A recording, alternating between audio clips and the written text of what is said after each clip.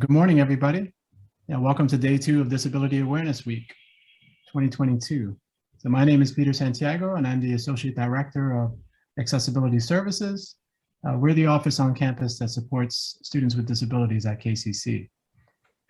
So captioning is going to be available for the entire session, and you can download a transcript after the session is over, or towards the end of the session if you want to keep the transcript. I am joining you today from land that was stolen and rightfully belongs to the Lenape people. It is my sincere hope that there is some way that we as a society can find a way to make amends to the generations of indigenous peoples that have been forcibly removed from these lands, and even worse.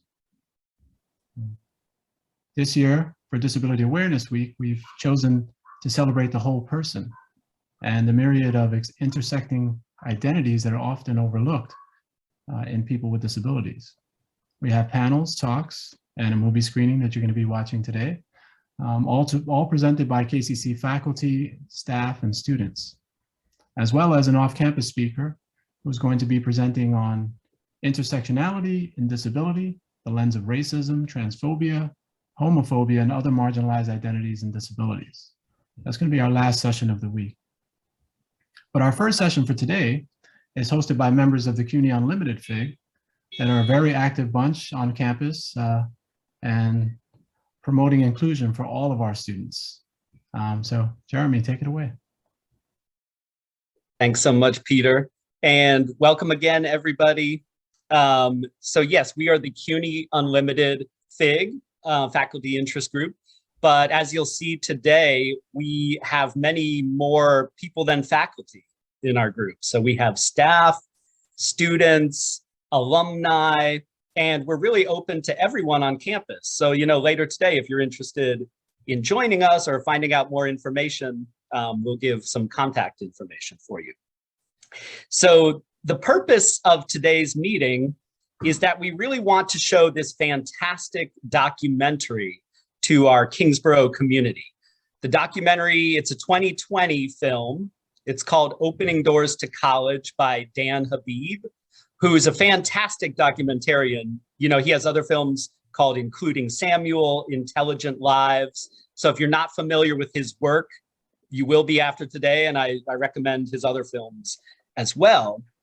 And, really what we're seeing right now around the country is inspiring, because there's hundreds of colleges that are opening their doors to higher education for students with disabilities.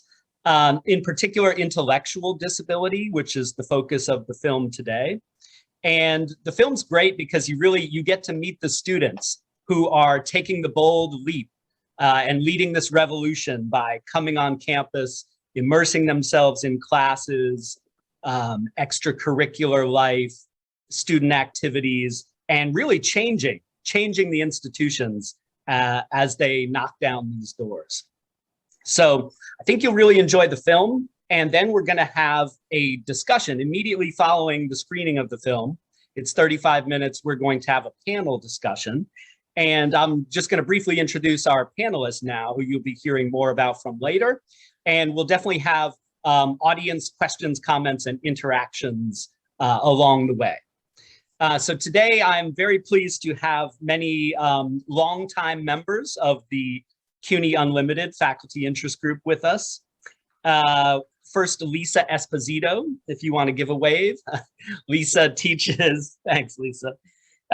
She teaches in the education program at Kingsborough. She's been part of this group since 2016, faculty interest group. And she's had Melissa Reggio students with intellectual disability in her classes. She's even collaborated with Goldstein High School next to Kingsborough to involve District 75 students in her classes. Dr. Carol Carielli is here. She's an adjunct assistant professor, teaches both education and psychology classes at Kingsborough. She's a filmmaker along with Margo Cole, who you'll meet today. And together they're spearheading our own documentary at Kingsborough, which we have in the works to promote inclusion. Next, we have Michael Letman. Michael, give us a wave. He's a student in the Melissa Reggio higher education program. He's also a writer, a broadcaster, an interviewer, a gamer, a web designer. He identifies as a person with autism, and he speaks eloquently on his experiences. And I can attest to this because I've interviewed him. He's also started a YouTube site, which we'll put links to. He started his own blog in collaboration with AHRC, and he even does reporting for AHR New York City TV News. So very happy to have you here today, Michael. And Kensaku Matsuda is program director for the Melissa Reggio Higher Education Program at Kingsborough and Hostos, works for AHR New York City, and has been a stalwart of this work for inclusion over the years. And finally, last but not least, Professor Sue Carpenter is here, and she's the founder and co-facilitator. I co-facilitate with her now the Melissa Reggio CUNY Unlimited Faculty Interest Group. And she's been promoting inclusive education not only at Kingsborough, but across CUNY and even across the pond in the UK. So she's a visiting fellow at the University of Southampton, UK. She's also a teaching artist for not-for-profit organizations and founder of an advocacy group for inclusion in higher education, which includes people on multiple continents. So very happy to have Sue here with us today. And I should have said at the beginning, I'm Professor Jeremy Sawyer. I teach psychology here at Kingsborough and also work within the education program. I'm a school psychologist, so been interested in disabilities for a long time, and partly inspired to get into this work by my brother-in-law who has intellectual disability, who never got to attend college himself, but I think would have really loved it. And he's making amazing contributions in life in all these circles now. Without further ado, I want to get to screening the film, but let me just test our chat and see if it's working. If everyone who's here could just throw a little comment into the chat, what brought you by this meeting today?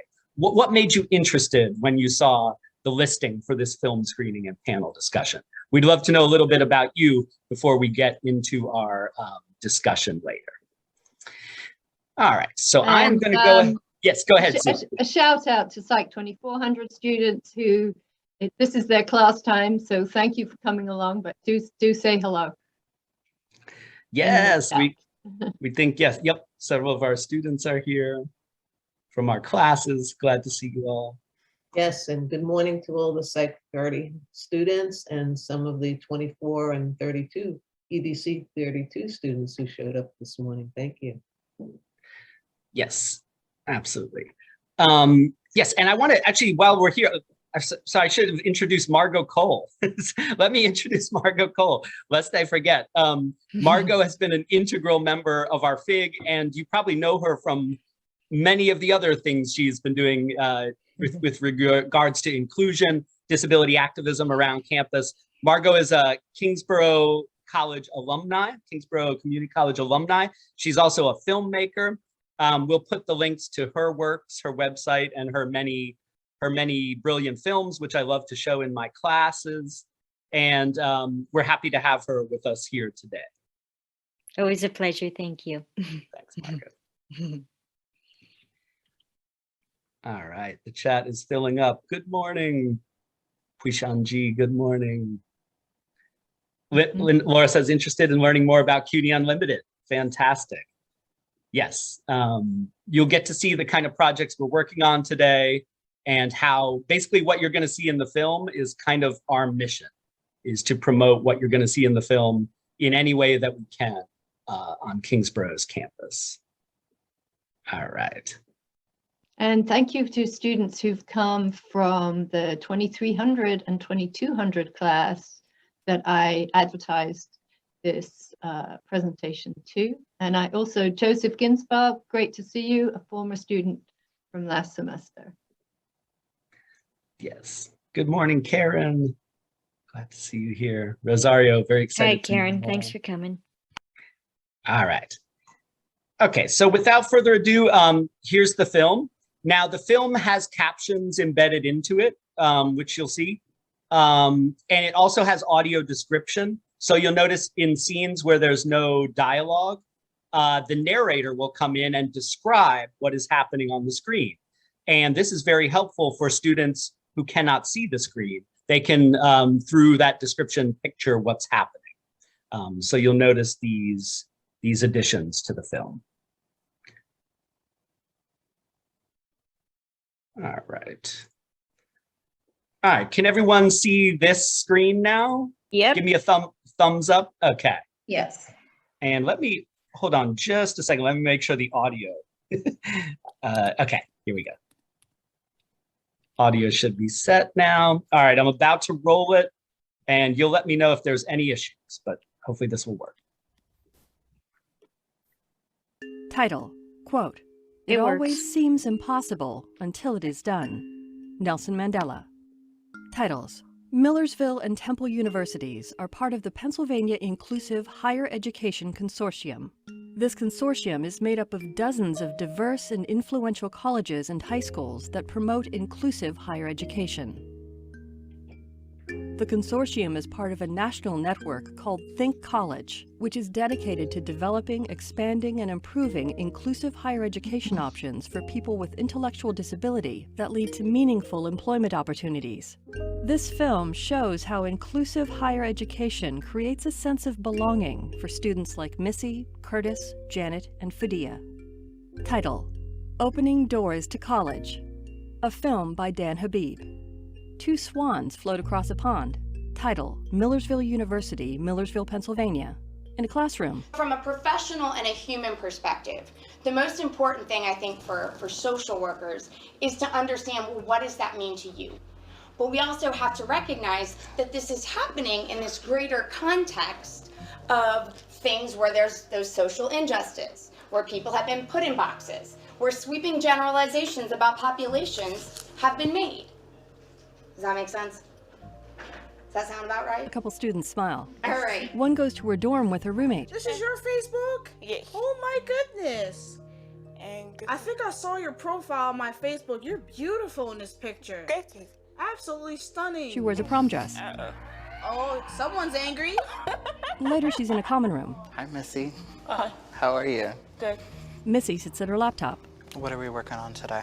Missy Jackson, Millersville student, Integrated Studies. Mark Masoner, student, educational support coach. I have homework too.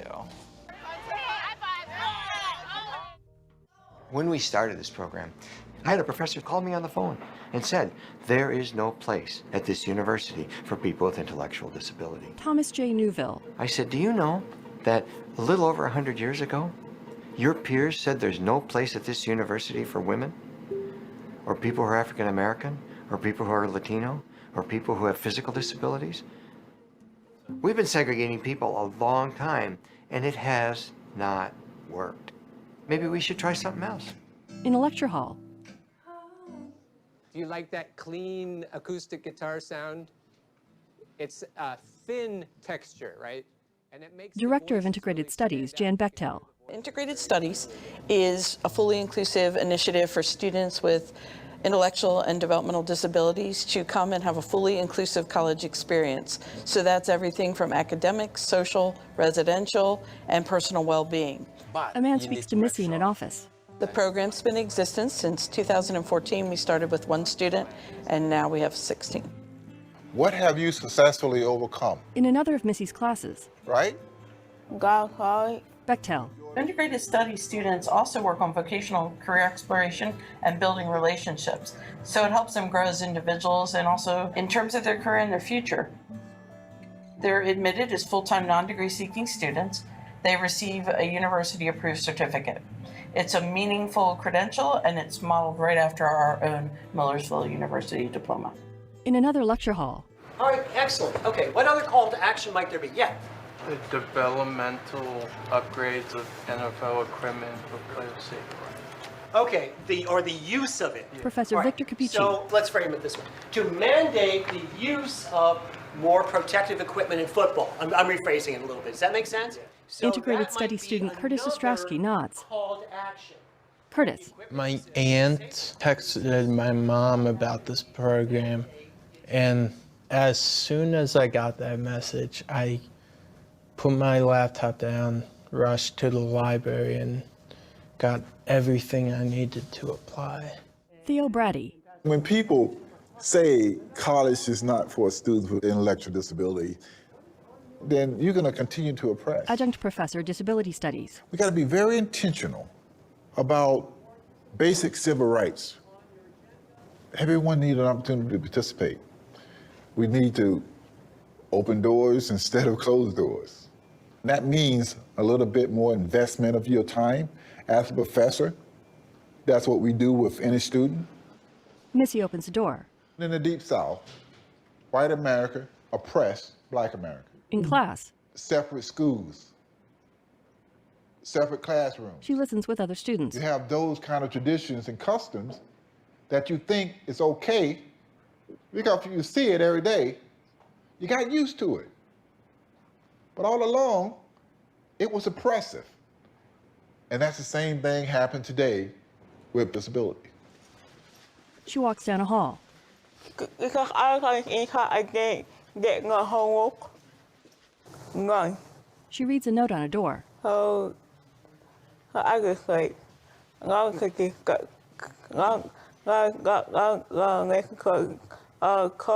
She sits in a chair nearby. I'm not coming back to Ekai. I took to go to college so I can go and get homework and start going. So I go look at the new teachers. Bechtel. Missy has, in her time here so far, developed a great deal in her self-advocacy. When she first came, she was really reluctant to talk. There were some students on campus that would call her names and things, and I think that made her go more inward. Professor Onek Adianga. Missy has a better challenge in speaking, but that should not detract from the fact that she has a mind of her own. She can try, as difficult as it is, to express herself. There's nothing more important than bringing a perspective of the world based off your education in society. Not me. In a gym, Curtis walks on a treadmill. Ostrowski is a very, very brilliant person. When he got out of his shell, Ostrowski became one of the most vocal students in the classroom. Title: Curtis drops in to see his former professor, Onek Adianga, during office hours. Hey. Come in, come in. How are you? Good, how are you? Good, thank you very much. Yeah, registration is coming. Have you decided on courses you'll be taking? I picked out one so far. Which one is that? Psychology. Psychology. Ah, okay. Have you spoken with the professor? No, not yet. Find time to talk to the professor. I'm definitely coming back here. Anytime, man, anytime. I'll always love to see you. Man, as I was walking down the hall, I was like, oh man, I'm seeing Onek. Because you had confidence in me. You remember what I told you earlier? Anything that you want to do, you can do it. Do not let anybody tell you that you can't. In this world, it's the effort that you put into something, not what people tell you. Think of how we could have lost that voice, that prominent voice. Not only is Curtis Ostrowski a better person, his classmate became better students as well. Title: quote, "Knowing what must be done does away with fear." Rosa Parks. People walk on another campus marked with Temple University flags, red with a white T. Title: Temple University, Philadelphia, Pennsylvania. Two young women walk in a hall. I know she wanted to do today because she couldn't do Wednesday. Okay, so in class. There's a lot of vernacular movement styles in this. Moves of the people. Moves that are done in communities, that are done in homes. Janet Caesar, student, leadership and career studies. I told my sister I wanted to come to college, and she was like, really? You really sure you want to come to college? Because it's hard. I was like, yeah, I think I can do it. She was like, I believe you can do it too. The other young woman, student and educational coach Olivia Quinn, sits by Janet listening to dance professor Rhonda Moore. Players took all of those moves and brought them into their acts, the comics, the singers, dancers, is dipping back to all the things that they were watching on TV from the past. So let's move the chairs. You all seem so lively. She rolls her eyes. Once they do move the chairs, she leads them in clapping as they step back. Then they form pairs and clap each other's hands. Janet and Olivia do it together. Almost good, 5, 5, 6, here we go. They all step forward and clap side to side. They do the same stepping back. Janet. They sent me a letter and they was like, congratulations, Miss James teacher, you got into Temple University. I'm jumping for joy, crying and everything. And I told my sister I got into Temple University. And she came home, almost cried. The class keeps dancing.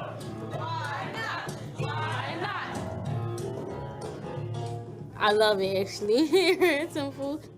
I'm making all these new friends. I always want the experience to see what it's like, what people does here. Her sister, Adina Holmes. She's made new friends here. She's gotten much more dedicated about studying, and she's really grown. Program Director Linda Miller. Leadership in Career Studies is a program for students who have intellectual disabilities and/or on the autism spectrum. It's a 4-year program here at Temple University, and students are fully engaged in this vibrant urban campus. They take undergraduate classes with other students. They are members of student organizations and really are involved in the full spectrum of activities here on campus. Coordinator Titania Bodie. Some of the classes that our students have expressed interest in are classes like criminal justice, political science. There's a lot of history courses that have been taken. In Janet's case, she's really into the arts. They also work with a coach who's an undergraduate student who lives on or off campus, who provides both academic and social supports. Janet. Well, I have an intellectual disability, but even though I still have a little delay, I'm still normal just like everybody else. I'm proud that I am who I am. With mentor Kylie Billing. Did you register for classes for next semester? I sure did. I know I wanted to take criminal justice, then I would take... Miller. Leadership in Career Studies is an opportunity for them to develop their career aspirations. There are many opportunities for them to do internships, to do job discovery, with the whole goal of having people have a integrated competitive job when they're done with the program. Janet and Kylie enter a building, then escort children into a room. Janet. And I'm in the pre-K class. A teacher watches. I work with 4-year-olds. They like to run around, they be busy, but they're very sweet and they fun. They'll call me Miss Janet. They work with kids at a table. Some of them have trouble writing letters or numbers, and I kind of help them with that. With a boy who holds a marker. You want to make a circle? Want some circles? He lets her have the marker. So, you do a circle like this. You want a small? She gives it back. See how you do a circle? Hey, now you're messing me up. How? She's not trying to mess me up, she's trying to help. Janet. By me being in college, I'm preparing them, let them know, okay, it's okay to come to college. It's okay to be scared, to want to do so. Because I was scared when I first came, so it's okay. They all stand and dance. You do like this? The girl demonstrates for Janet. Miller. We've had students who liked security, so they've worked at Temple Police. Someone was interested in being a seamstress, so they worked in our theater department. So it's the full range. Janet walks with the girl to the end of a hallway, and they walk outside. Janet. And it would land me more jobs because I had a class with child development, and I'm good with kids. Since I did my internship, it kind of put me more further in my career. They run together. Adina. My long-term hopes and goals for Janet were for her to be working in a field that she's always going to be happy and something that she's really passionate about, and working towards self-sufficiency. And she's really been doing an excellent job at that thus far. So where she won't be needing the big sister much longer, but I'm proud of her. The kids play on a play structure with the Philadelphia skyline in the background. Title, quote, It is not our differences that divide us. It is our inability to recognize, accept, and celebrate those differences. Audre Lorde. Back at Millersville, Capici leads a small class, including Curtis. All right, so let's figure out who's on the panel so we can move forward. Who's on the panel? I'll go. All right, excellent. Curtis changes seats. All right, who do we have first here today? Now, what if I told you that you can make a little extra money on, a small streaming site called YouTube? An average user makes approximately $2 to $3 for both kinds of advertisements per 1,000 views. It is definitely possible to make more than that, though, with the prime success story being PewDiePie. This YouTube powerhouse made over $12 million from YouTube ads in 2017. Anybody ready? Yes, sir. Sure. You were loud, but in a good way. You projected yourself well, I guess. Curtis. You had a great intro, really cool topic considering my sister's trying to get into YouTube, so it was very informational, just well done. Later. As of September 11th, 2001, the original mission of the Chemical Corps was to protect the forest, was expanded to a new role with Homeland Security. Curtis. That snap at the end just killed the mood. Later, he walks through a building. Whenever I meet someone new, I feel like for me it's important to share my balance issue with them. Out in the snow. I gotta be careful because my shoes don't have the best traction. He crosses a wet parking lot. I stumble or fall down a lot.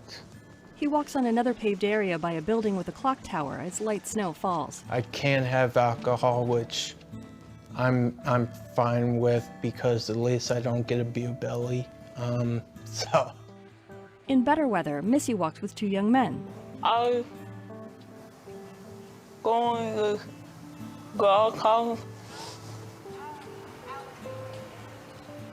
In a cafeteria, some young women chat with Missy as she sits with them. I'm going to get quiet or get quiet, go call. But I can't call. The song can get quiet or go call. She reads in a common room. Curtis walks to a building. This one guy in high school, he just said, "Dude, are you drunk or something?" And I mean, I try to ignore it, but inside it kills you. Bechtel. On the face of it, you would meet Curtis, and he's quite articulate and thoughtful. And people would question, why would he choose integrated studies rather than pursuing a regular degree with supports?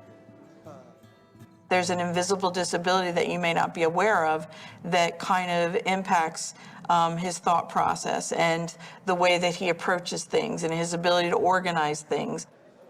We help them build capacity to take them in the direction they want to go, whether it's a typical degree or whether it is remaining with integrated studies and pursuing their career.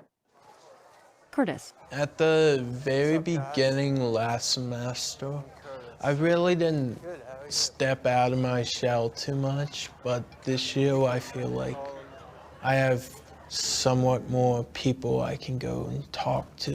And Curtis sits eating with Missy and a couple other young women.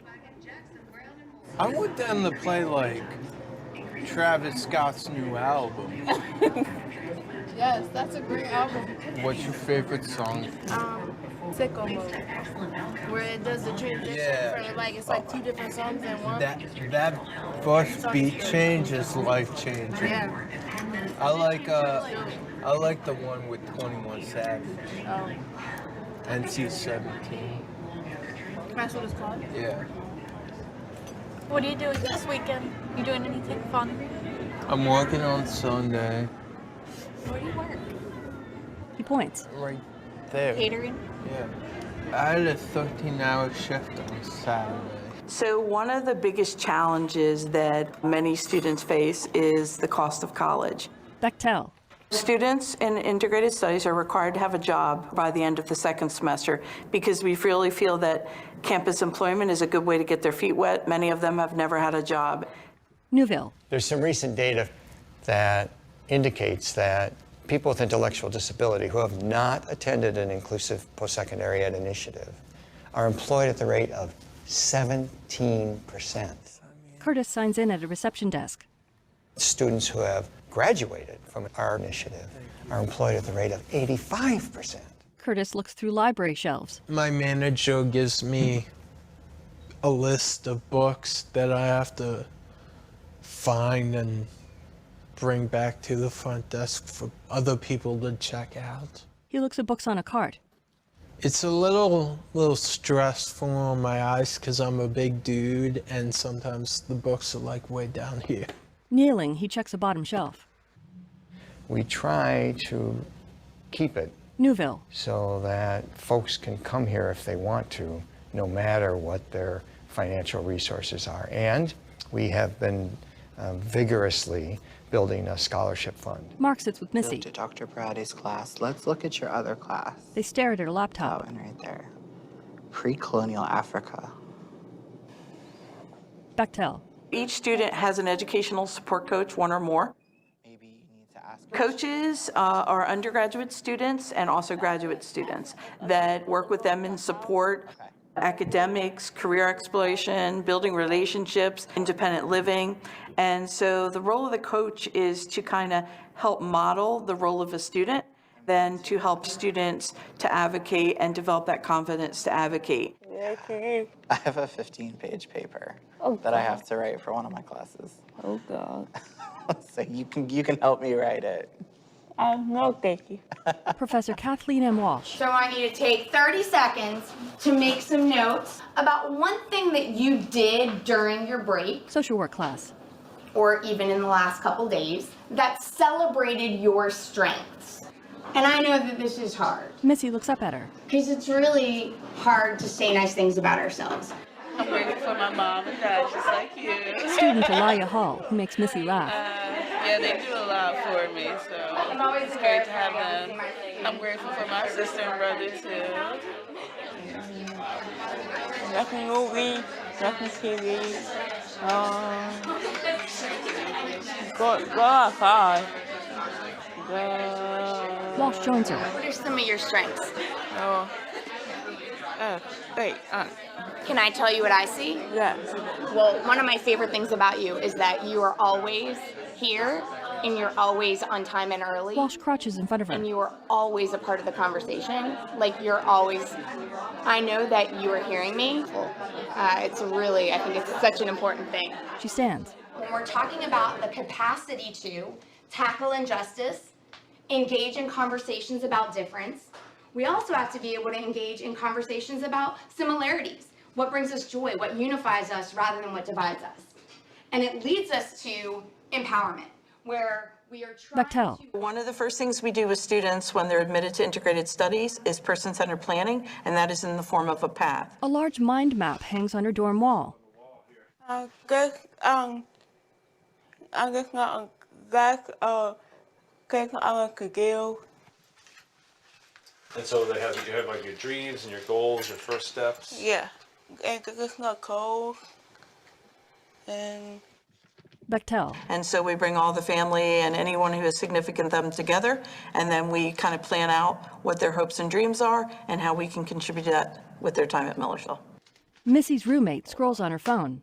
So these girls, I know two of them. That's me in this photo when I was in dance. I'm a dancer. If I have a segregated class on how to take care of your room, they're not going to listen to me. Bechtel. But if they live with a roommate and they see how their roommate takes care of their room or doesn't take care of their room, that's where the learning takes place. Capici lectures as Curtis listens. About changing direction, going from... We have a long history of designing services for people with intellectual disability that are separate from. Newville. You'll find some campuses that have designed specific classes just for the student with an intellectual disability. It's well-meaning, it's well-intentioned, it's not going to work out well. Missy smiles in her class. You simply cannot prepare someone to live in the ordinary world by having them in a separate setting. It only prepares them for the unordinary. Curtis. I don't like the online class so much. Have you signed up for your classes next semester yet? They sit in a dining area. Do I have it? I don't know what I'm gonna Do you have a boyfriend? do. Yeah. I mean, we were friends before we did anything. So I known him for 9 years. Damn. We're dating and seeing where it goes. Many will ask why college is so critical for students with disabilities, particularly students in integrated studies with intellectual disabilities. And I would say that why should they not have the opportunity to develop as human beings and experiment with different careers and figuring out who they are and building relationships like typical peers do? He smiles with some other people.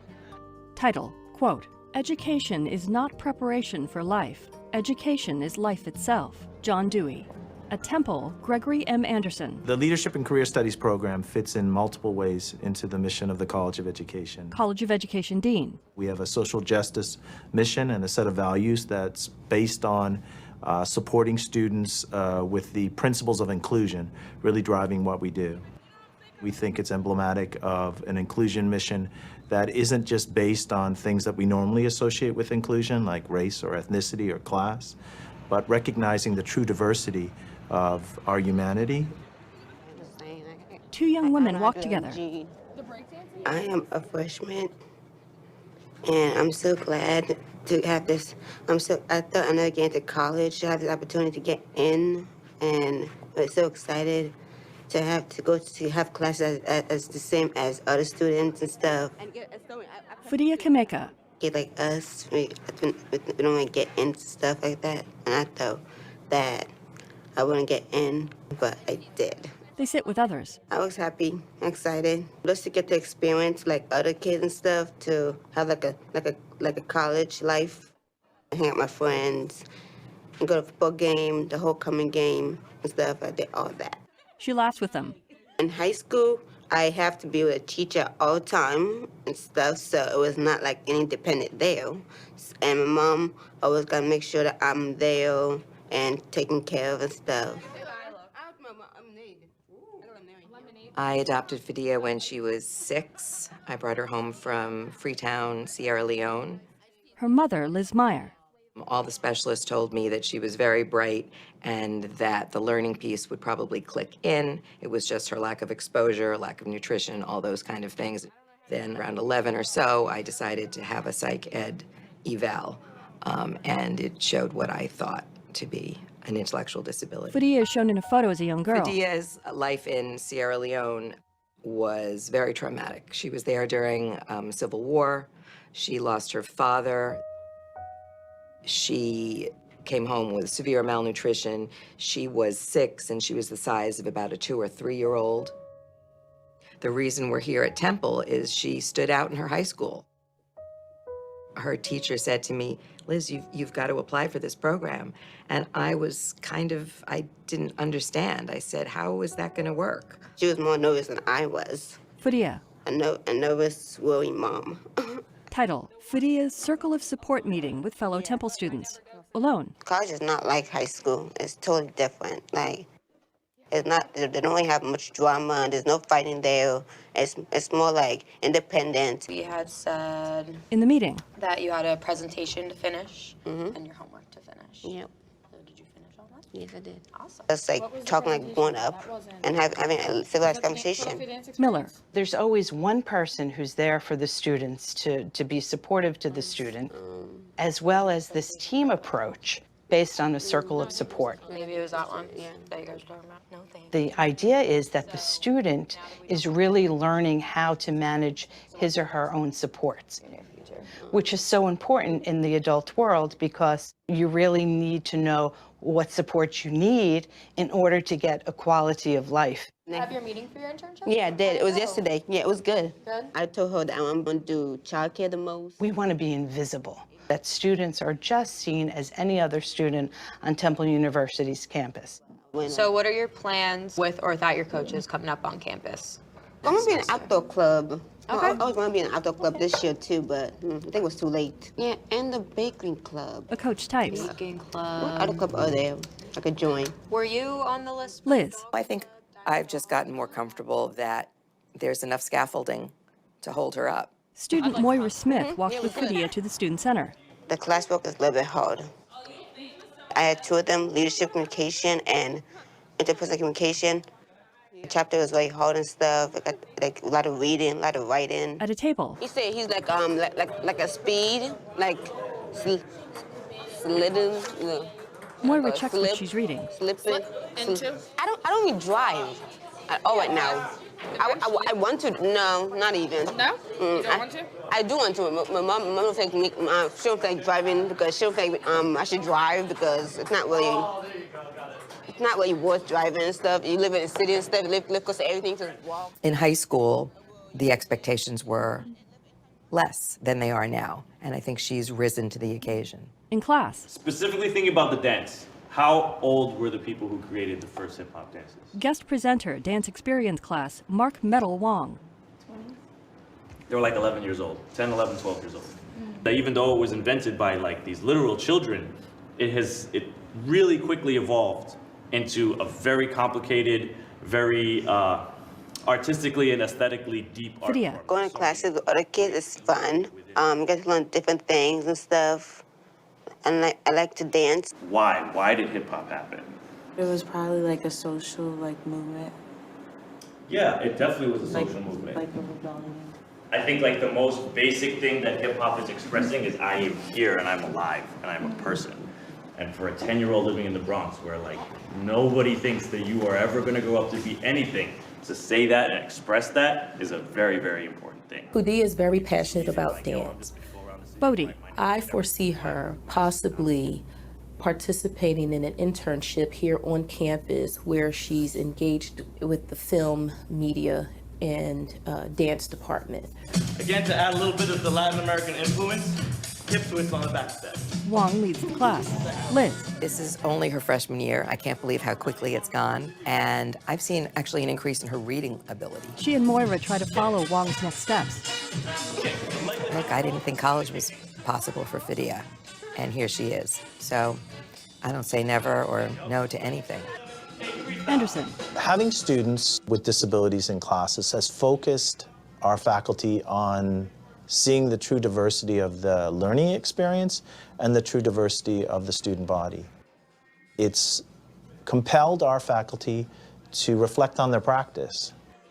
So it actually makes us better teachers, makes us better professors, makes us better scholars and researchers. Fidia. Someday I will do and get married and have a family of my own. I'm happy to be in college. I get that more independent. Wong breakdances. I love it. After twisting upside down, he spins to his feet. Moira leads Fidia into clapping in a circle. Title, quote, I don't know where I'm going from here, but I promise it won't be boring. David Bowie. Missy applauds cheerleaders in a parade. Bechtel. So many people will dismiss students with disabilities. They'll say just have them stay in high school till they're 21 in a life skills classroom and learn to brush your teeth 30,000 times, like that's going to change. She high-fives people. Newville. They're making 1,000 decisions a day about who to have lunch with, about how to dress, about should I go to class, about should I go to the party, about do I go to the football game. A group marches in unison. Millersville President Daniel Wuba. We are supposed to educate all our citizens, and students with disabilities are part of our citizenry. So we have that moral imperative to educate them. He waves from a Jeep in the parade. My own grandson is autistic. Missy waves. He's very bright. All he needs is the opportunity, and he can excel in anything he wants to do.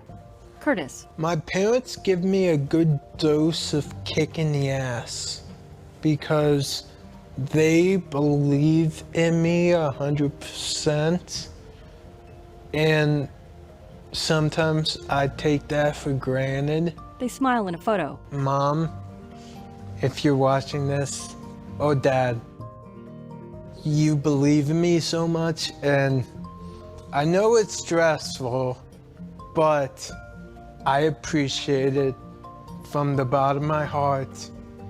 And ultimately, I want to make you proud of me. In another photo, Wuba hands Curtis a diploma cover saying Millersville University as they both wear caps and gowns. Brady. Unfortunately, what we have learned from generation to generation is to not interact with people with disabilities. How can you know me if you don't interact with me? Once we get a place of commonality, we start seeing each other as the same and not necessarily those people. That was like mad and angry. So I get out, I get tacky. She goes out in the snow with another young woman. Go ahead. She throws a snowball. Hey. She bends down to make another as her target runs. She throws it at a young man coming outside, who bends down to make his own. They make more and fight. We're not gonna get you. Hey! She chases her first target. They both throw snowballs at the camera. Title, quote, "Once social change begins, it cannot be reversed. You cannot uneducate the person who has learned to read. You cannot humiliate the person who feels pride. You cannot oppress the people who are not afraid anymore." Cesar Chavez. Titles, directed and produced by Dan Habib.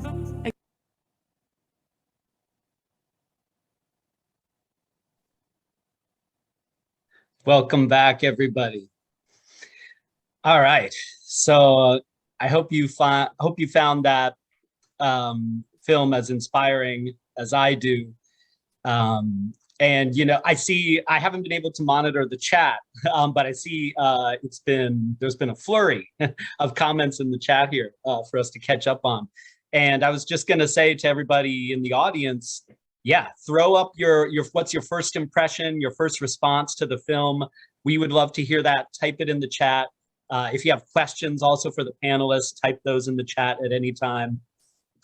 And in a second, I'm just going to pose the same question to our panelists about their first impression and response to the film. I just want to mention one thing that, you know, knowing the shameful history of how people and students with disabilities have been excluded from our schools, excluded from our public schools, sent to warehouses like Willowbrook, where they were just forgotten about and marginalized in society for so long. It's really amazing to see how far we've come because of the disability rights movement and people with disabilities fighting for their inclusion in society. So that's what I think, you know, we see in this film. And, you know, we, and I know a lot of us at Kingsborough are dedicated to this same vision of breaking down these doors and increasing inclusion. Diana, thanks for your comment. The movie was very inspiring, loved it. All right, so keep the comments coming. And I'm going to now open it up to our panel to get their first responses to this remarkable film. Panelists, take it away, whoever would like to start off.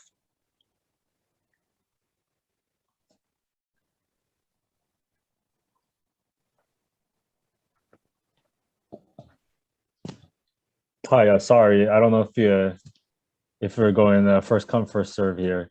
Yes, first come, first serve. Do you mind if I speak, or Carol, it sounded like you were about to share.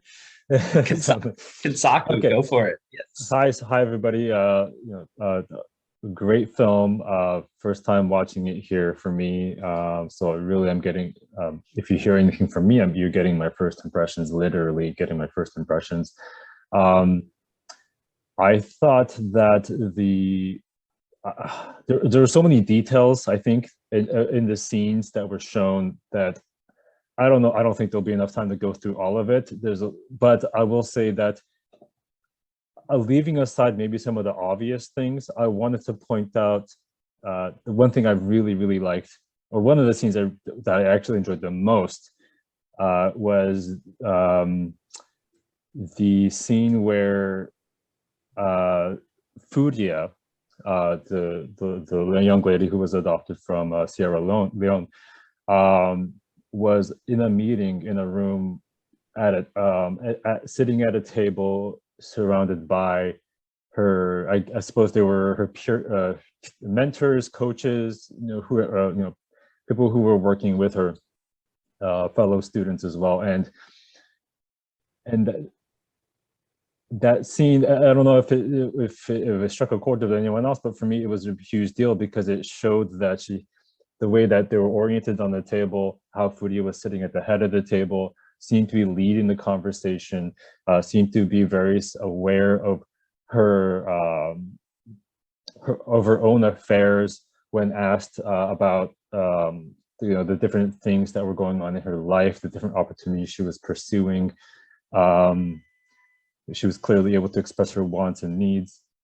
And she also seemed to be surrounded by a very attentive and listening team, the team that wasn't there to overshadow her or to dominate the conversation. And I think that too, based on my experience, and I'll just share just a little bit about myself just in a second, but I think we tend to see meetings run more so in a way in which a coach or a program representative or maybe a social worker or a family member dominates the conversation instead of the student in question, in the case Furia was the example. But a good meeting, I think, clearly shows that the person or the student leads the conversation, and the circle of support are willing and able to support and listening.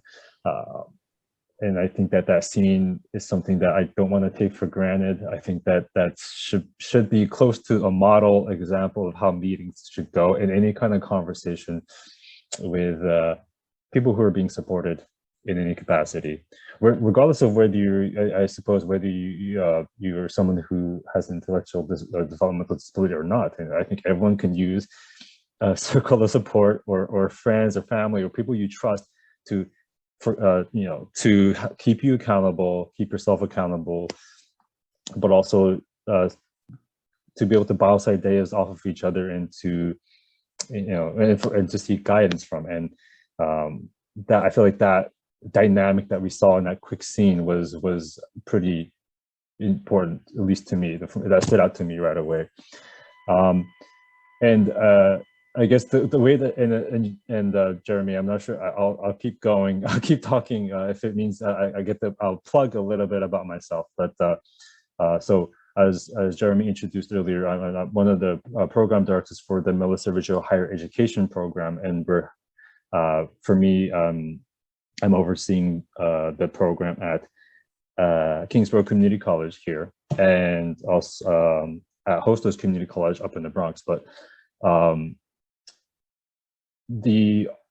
programs have been established since 2008, and our program is very similar. It's an inclusive higher education program, similar to the types of programs that we just saw in this film today.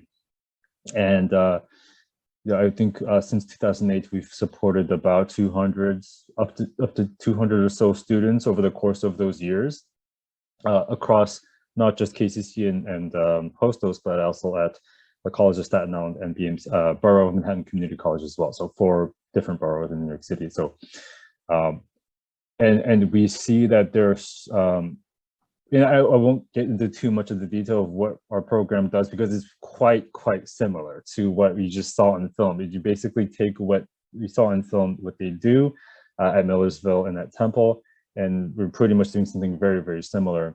I'm very proud of it. Yeah, Kensaku, can I just come in there? Sure. It is really similar, isn't it? And the only thing is, at the 2 universities in the film, is the students have a residential experience. And I'm sorry in a way that CUNY doesn't allow for that. I think there are some things in the pipe work with CUNY Unlimited that they might get that experience, but I think that independence would be really something valuable. That's a good point, and I think that the dorming experience. I mean, I'm fortunate enough to have experienced the dorming experience in college in the U.S., and that was there was a lot to learn and be gained from that experience. So missing out on that one component is a little unfortunate, but at the same time, I think a lot of commuting students who are in the city right now, there are a lot of non-dorming students as well. So, I think that the experience can be comparable in so many ways, but that to the other New York City students living here in the area, but that's a unique opportunity that is missed as well, for sure.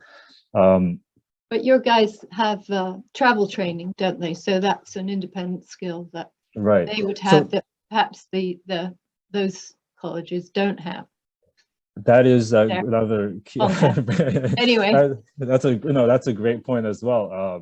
Yes, we don't have the dorming experience, but how else do you get to college? By using public transportation, using the bus system, the train system, and if you can imagine, especially nowadays, the experience of traveling using the MTA in New York City is full of its own challenges, but and kind of learning through that adversity to be a more independent version of oneself, to get to the college independently.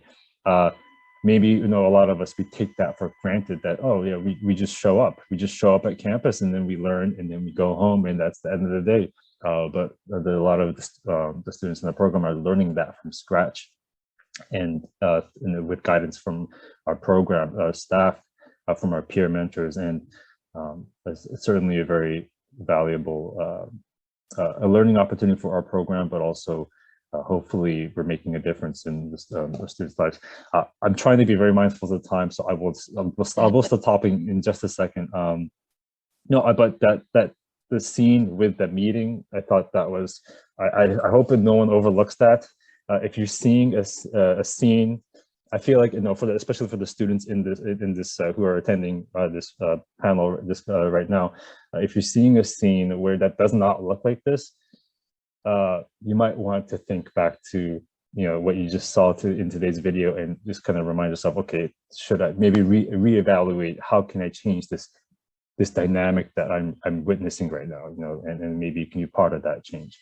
But I'll stop talking. Happy to answer any more questions, I think, later on in the Q&A. Thank you for your time. Thank you so much, Kensaku and Sue. And I just put in the chat so that everyone knows, Kensaku is, and can see the spelling, Kensaku is talking about the Melissa Reggio Higher Education Program, which we have here at Kingsborough, and it's now on multiple campuses around CUNY. And I just want to mention, it also has job opportunities for student mentors. So you might have noticed in the film that there are students who are educational coaches, who model being a student, who provide academic and social support. And you can do that right here if you're interested in the Melissa Reggio program. So maybe people can contact Kensaku, or you can direct them to the right place for that. And we can put our contact information in the chat. And one of the things that you mentioned, Kensaku and Sue also, what I think makes the program so great is your philosophy that students are the leaders, students are the experts. And you pointed out the parts in the film where the student is really directing their education. So with that said, I want to go next to Michael Letman, who is our resident expert, our resident student within the Melissa Reggio program, and sort of hear his perspective on what he liked about the film and what he wants to share about his experiences with inclusion at Kingsborough. All right, so let's go to you, Michael, for your thoughts.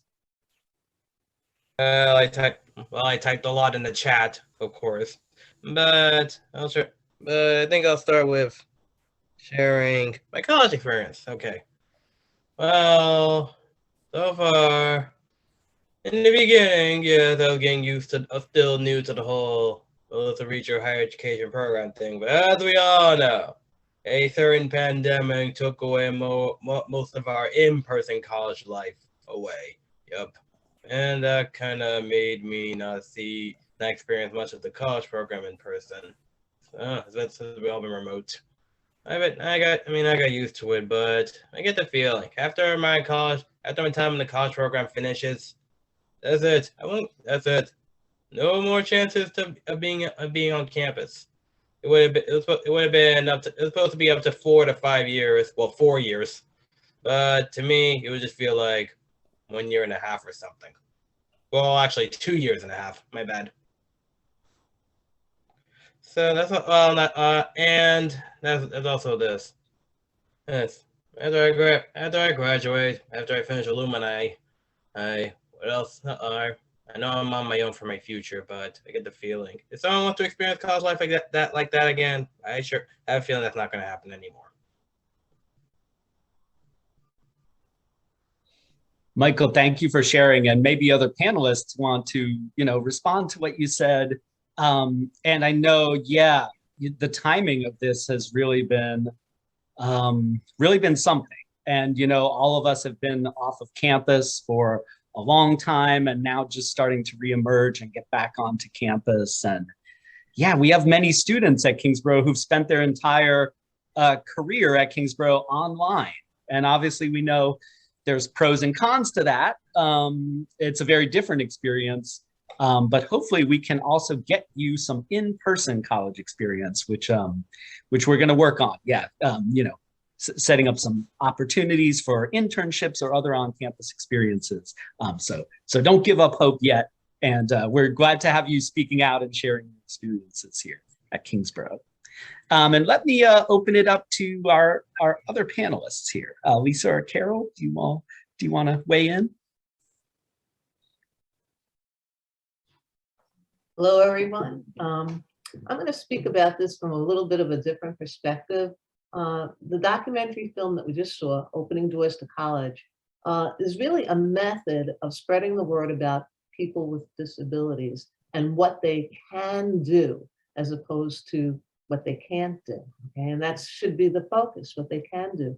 And I would say the documentaries like these, television programs, movies, podcasts, all of the social media platforms that our students probably know better than we do, okay, have the potential to be resources to advocate for people with disabilities. And last week we witnessed an Academy Award for Best Supporting Actor that went to Troy Kotsur for CODA. Okay, and by the way, CODA stands for Children of Deaf Adults. And not only did he win an award for Best Actor, Supporting Actor, but also the picture won Best Picture. What an advertisement for people with disabilities, and what an advertisement for what they can achieve.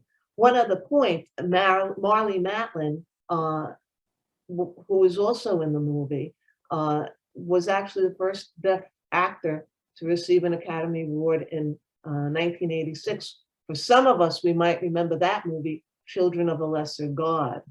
Love that movie. Incredible, right, Margo?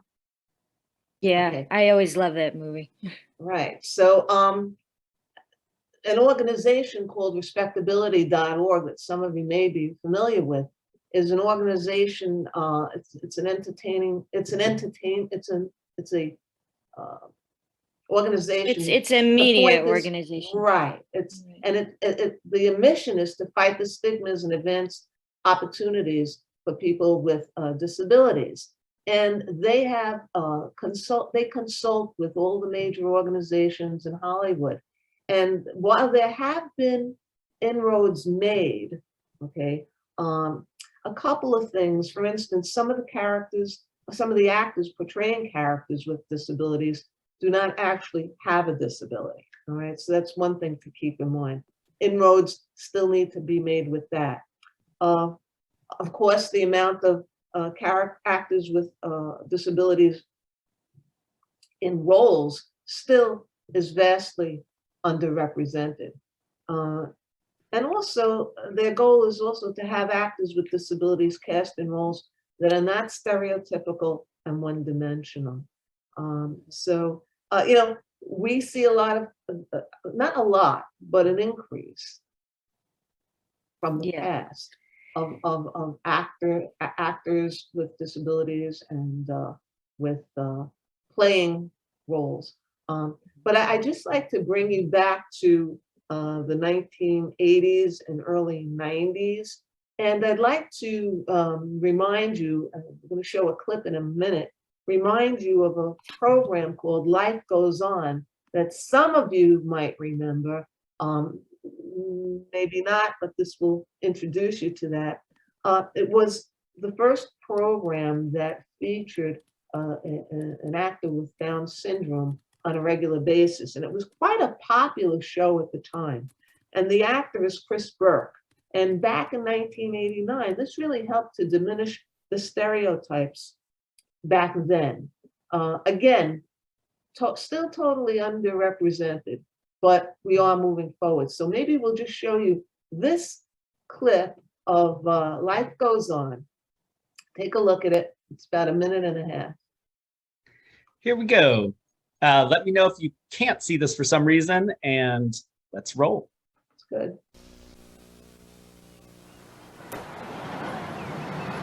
If you're not in a hurry to get home, I need to stop at the restaurant supply store. You spent too much time there. I spend too much money there. I'll make it quick. I promised Han some new egg pans a week ago. Oh, my checkbook. See if it's in the glove box, would you? I ought to open an account with these guys. As much business as I do there. I don't see it. Are you sure? Oh!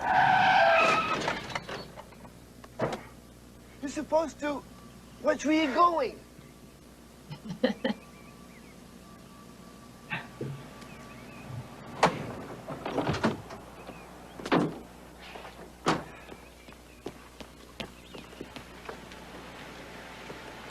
Excuse me. Can I see your driver's license? Sure. Sure. I'm, terribly sorry about this. This is your car? Yes.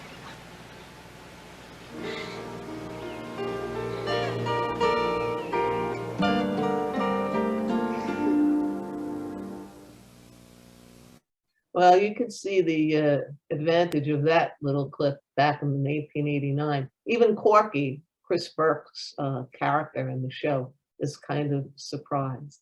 So again, the media can be used to dispel stereotypes. It could be used to improve the spreading of the word about people with disabilities that they can do. And again, part of CUNY Unlimited, which this panel comes from, is the fact that we do believe that there's so much that people with disabilities can do. And going to college is one of them. And acting classes in college that some people might want to pursue should be available. And with that, I'll hold off any further comment at this point. I just Thank you, want to Jeremy. add to what Carol is saying, you know, because she's seen my films and my work. I do basically exactly what Carol is saying. I have a disability myself. I make films about disability, and I cast disabled actors, and disabled crew members are also involved, because I noticed when I started in 2010 making these movies, there was very little content with disabled actors that you know, the disabled community felt was accurate to their real life experiences, especially myself, because I saw a pattern where the disabled character was either in a sense perfect, like no flaws, or they wanted to die. And like, that's not to dismiss anybody here who's like experiencing any mental health issues. That's a different thing. But what the media was depicting was saying, because I'm disabled, I want to die, instead of how are you exploring like the mental health consequences of certain ableist things that might happen to a person, or something that would be more interesting that a disabled actor would be able to handle really well with that life experience. So I kind of, you know, said, okay, if nobody else is doing it, I'm not going to wait for Hollywood to, you know, catch on. I'm just going to start making my own stuff. And I see that my films through YouTube, which is, you know, very very simple and low budget. I've been able to reach people in other countries that are not used to inclusive models like this and see that this kind of stuff is possible. I've done very little work with intellectual disability, but I did find out after my production of A Stroke of Endurance, which is actually about my experience at Kingsborough, that one of the actors did have a very mild intellectual disability, and I had never noticed because he is so capable as an actor. And, you know, I just knew him for such a long time. I was like so used to how his brain functioned. I never thought to ask. It was not relevant to what we were doing. He just learned the lines and that was it. So if you just give the person the chance to try it, I find that every disabled person that I've worked with that, you know, has a good attitude is very easy to work with. And like, once you're used to providing accommodation, it really is not that hard. And a lot of it is very cost effective. The disabled actor that you're working with will tell you, like, I need this and this. You just provide like that very simple thing, or the person brings it to the set themselves. No harm done. Everybody's happy. The production gets done. And you have a beautiful work of art at the end that everyone can be proud of. And I hope that with like the work that Sue is doing and Carol are doing with the FIG, that more students in Melissa Reggio have opportunities to do things like my films and whatever else they might want to do. And just Thank you. Thanks, Margo. Just to add on to what Margo and Carol are saying, is they have been working on a promotion film specifically to advertise the Melissa Reggio program for faculty, because as we saw in the film, Opening Doors to College, it's really, you know, we need faculty who are really, really aware of what students are needing and are empathetic and valuing them. And so I just want to make one point, which is that I think quite often people think, oh, isn't this wonderful? The college is offering these places to these students with intellectual disabilities. How nice. No, no, no, no, no. It is of value. It is of value to everyone, and it enriches the learning environment for us all, whether you are an undergrad, somebody who's auditing, a staff member, or a faculty member. It enriches our community, and I've certainly experienced that at Kingsborough. Yes, absolutely. Before we go to Lisa, I just wanted to mention people, yes, definitely check out Margo's films. They are beautiful works of art. And I see she put in the chat that she's actually looking for CUNY students to help her on a film called What the Body Believes for editing film or other things. So definitely reach out to Margo if you're interested in that. If you're interested in helping us with our FIGS film, reach out to Carol, Margo, or any of us in the faculty interest group as well. Yeah, so now I'm going to open it up to Lisa and see what you made of the film, Lisa. One of the things that struck me about the film was that both at Millersville and at Temple, there's that the opportunity for employment.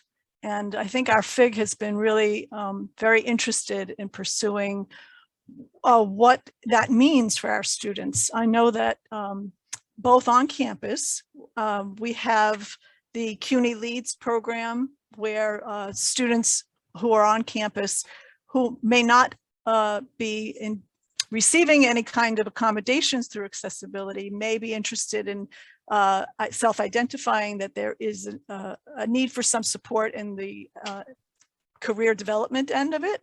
And I'm going to put some of these things into the chat after I'm finished. But one of the other things that we saw was that there were opportunities for employment on campus.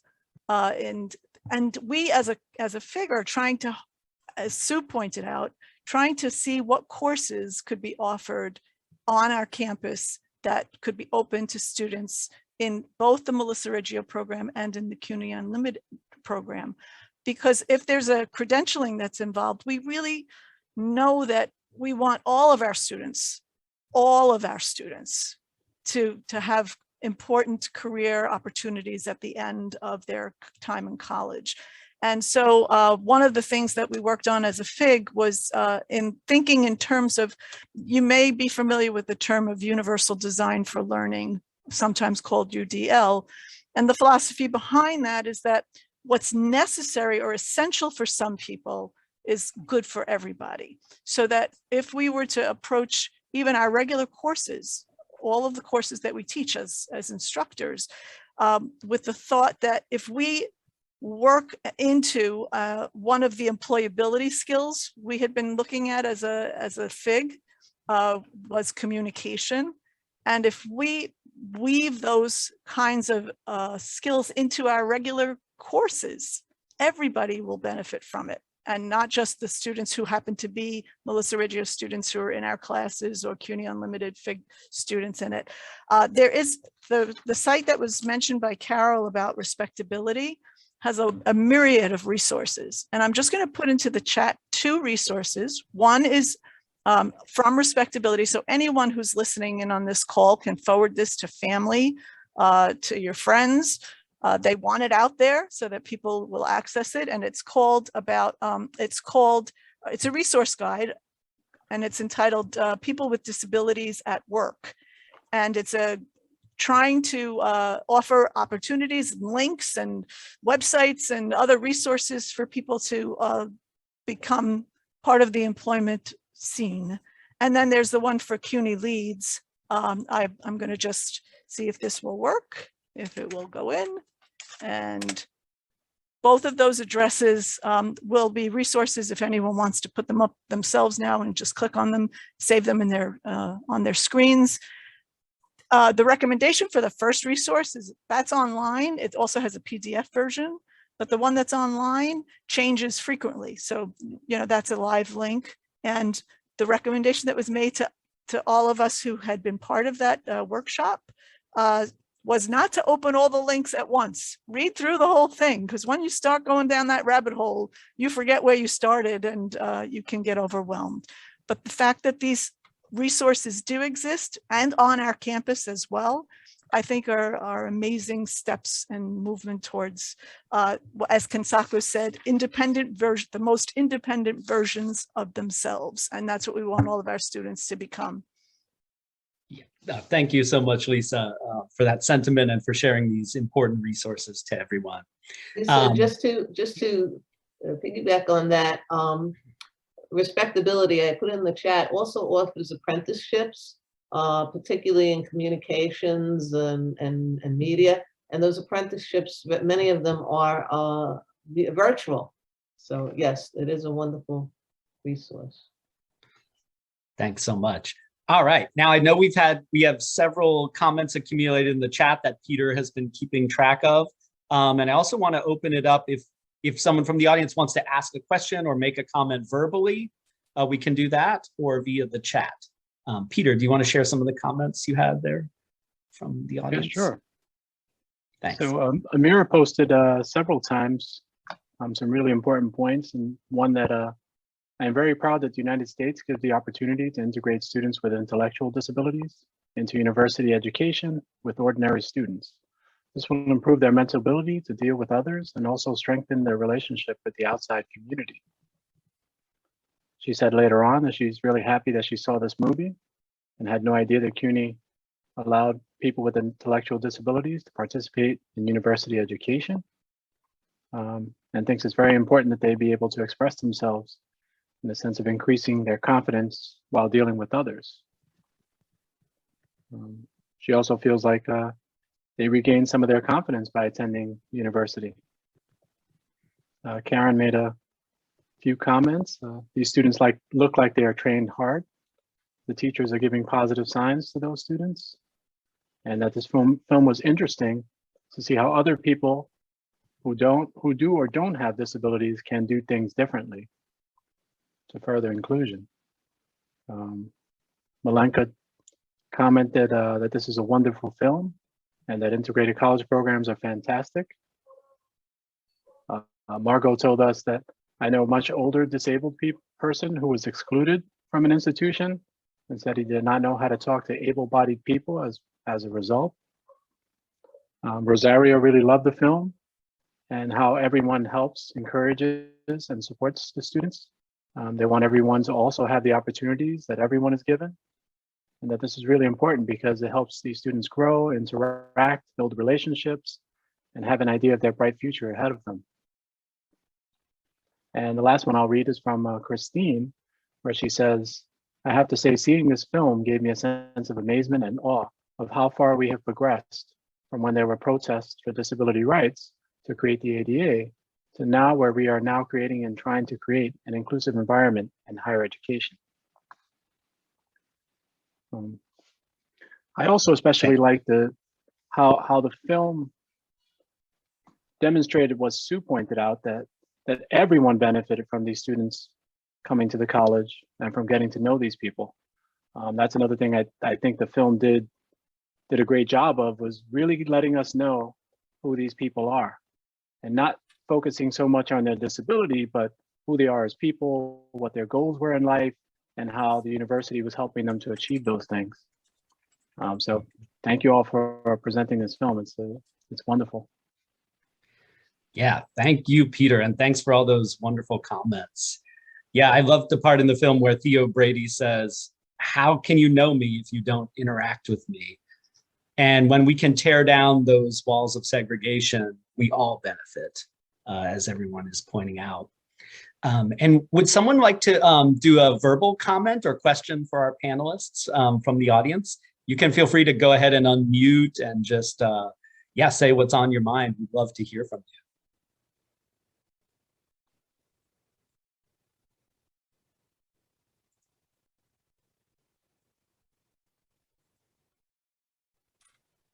Or if you want to share a moment in the film you really liked or that got you thinking. I'll share. Oh, Michael, go ahead. Lydia and Michael. Well, to start things off. Okay. Peter Santiago, you probably never saw, and you, Professor Sawyer, probably never saw in a comment, but I'm Lydia student. And was I happy that she got adopted? Yeah, adoption is good. Good. I'm also good. I was curious. I was happy for her mother. She was a little uncertain about getting her into the college life, but you know, but she showed to give it a chance and allowed good results for a good Lydia. I was happy for her. Yeah, it was Lydia. amazing how much the mom grew, right? Through that. Yeah, Sue, did you want to? Oh, just saw Lydia had her hand up. Oh, thank you. Go, Lydia. Lydia, yes. Hi, you can hear me? Yes. Oh, you can. Okay. Okay, I'm so sorry. To be honest with you, I missed the film today. I was having trouble connecting. It basically dealt with people with physical and mental disabilities who have jobs. Is that what it basically was about? I just want to clarify myself on that. It was focusing on students with intellectual disabilities, but in general, we're promoting inclusion of all students, no matter the disability. Promoting And Lydia, you can find the film very easily on YouTube. Just look up Opening Doors by Dan Habib. And yeah. It's called Opening Doors? By Dan Habib, yeah. Dan, D-A-N, how do you spell the last name? Jeremy will put it in the chat. Yeah, I can put that in the chat. Oh, and okay. I see Stella has Yeah. her hand up too. I just posted the link to the film in the chat. Oh, thanks, Peter.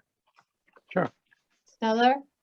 Yes, I wanted to comment on one thing that I saw that I was ambivalent about, and I wondered how other people responded to it.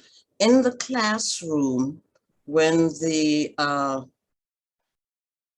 social work professor squatted down to speak to the student, and I just wondered what that was about. Do professors usually squat down to speak with their students in the classroom? Was that because it was a student with a disability, and would the professor have done that with another student? I think she touched her too, Stella. I think she touched her. I think she touched her as well. Right, right. So it passed quickly, but you know, that was a response to the student's disability, I think, and not to the student as a person. I may be wrong, but that's the impression I got. She also didn't give her a chance. The question was, what do you think is good about yourself? Right. She answered the question for her. Right. She didn't give her much time to think it through and to respond. She just told her what she thought. Which Or sort she of could have suggests that, given her some suggestions. yeah. Or led her towards answering it herself. And I just say Agreed. that because ableism can be so subtle that we can miss it. It was a great film, but that kind of subtlety can easily be missed, not only in other people, but also in ourselves. That's it. Yeah. Good point.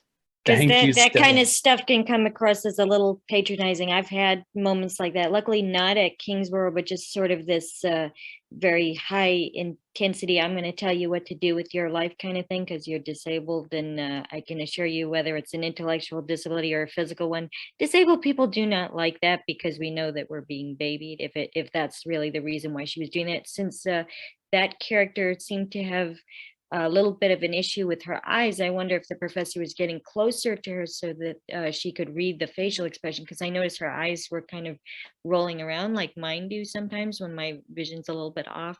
So I wonder if part of that was an accommodation, but maybe she went a little too far with it instead of doing it in a more like adult, respectful way. Good considerations here. Mm. I want to read this question from the chat from Christine. This is a really great question for our panelists and the community at large. This is more of a general question, but how do you see or hope that this movement continues? Can I speak a little bit on that? Which Yes, where I Margo. would like to see it go is, you know, sort of like what Melissa Reggio is doing, but for the credential to be seen as legitimate by an employer, like a real degree. So like, I did this work, I earned it, now I'm employed, instead of it sort of being like a special degree off to the side. It should be seen as legitimate by the outside world instead of this specialized thing. So I think we're going to get there, but that's when I started with Sue with IHE, I wanted both the US and the UK and hopefully other countries to get to that point where I have a legitimate credential. I'm a working employed person. I'm being respected for the person that I am, and I'm not being employed just because I'm disabled or something like that. And It's based also- on skill, you know what I mean? Yeah. Good point. So it really becomes known in the community and by companies such as Starbucks or whoever. Yeah, wherever they want to work. Yeah. And that would really, that I think would become a real calling to CUNY Unlimited administratively for them to Yes. get the word out to employers about what this credential is. That public relations piece is going to be huge for anybody to know. How would Starbucks know what that credential means? You know, it's got to be a big public relations effort on the part of CUNY to let yes. people know what that is. I agree. I agree. And apart from this whole kind of movement continuing throughout the world, including in the UK, my vision is that there are way more places for students with intellectual disabilities. At the moment, I think there's maybe 12 or 15 students in the program. That is a very small percentage within the thousands that come to Kingsborough. And so I would like to see it being a far larger percentage of the student population. I can comment a little bit as well. You know, our program, you know, the Melissa Reggio Higher Education Program, in regards to the credential being recognized by employers, you know, another thing that maybe wasn't mentioned today was that I'm not sure about the students in the film today, but you know, for the students who come through our program, a vast majority of them do not have a high school equivalency, and so, and I think when when a lot of employers see that there isn't that, there's no high school diploma, there's an automatic sense of doubt in someone's capabilities, and so we're all constantly fighting this uphill battle to help students in the program kind of unfortunately have to prove themselves beyond the usual standard that people who already have a high school diploma automatically, get don't have to work for in the same way. So that's one thing I wanted to mention, and also to Sue's point, I would love to see more of these types of programs be available throughout the city to start with, because we're in New York City, but then also, of course, throughout the world. Every year, our program accepts about 5 students per year, but then we have about 20 applicants, up to 20 applicants per year, which means we're unfortunately you're not able to accept 15 or so people each year and out of those 15 people, maybe 5 or 10 people would have been a good fit for the program, but they were not able to get in. We don't have the capacity for it. So just more opportunities for this would hopefully elevate the standard for everyone doing this. The more people doing this, then that means that there are more ways to share knowledge and share experiences amongst each other, and that elevates the field as a whole and elevates the way that we do what we do. So I'm certainly looking forward to that. Thank you. I realized the time flew. We're right up against the time that we had set out to end the panel. And I know there's another great panel coming up at 1:50 p.m., which I would encourage everyone who can from this, go to the 1:50 panel, where you'll hear more of the stories of faculty members and students who have shared this inclusion process at Kingsborough. Peter, I don't know if you have any final comments or things to leave people with. Thank you. Thanks everyone for the comments and the discussion. I put in the chat information to reach out to me or Professor Carpenter if you're interested in joining our faculty interest group. And as I said, it's not just faculty. It's open to students, staff, alumni. So contact us if you're interested in getting involved in this mission that so many of us are dedicated to, of inclusion.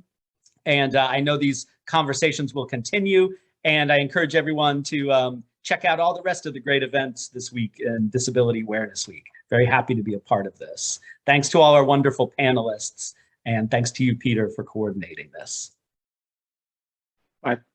My comments were going to be thank you to you all, to the panelists, for introducing us to this wonderful film. This was my first time seeing it, and I am very impressed, and thank you for sharing that with me. And I want to thank everyone for attending. And as Jeremy said, we still have plenty of events for you to come and learn from. I just posted in the chat the registration link for the panel that Jeremy mentioned. It's happening in the afternoon. And I also posted our full agenda for the week. You'll find all the registration links there and information about the sessions.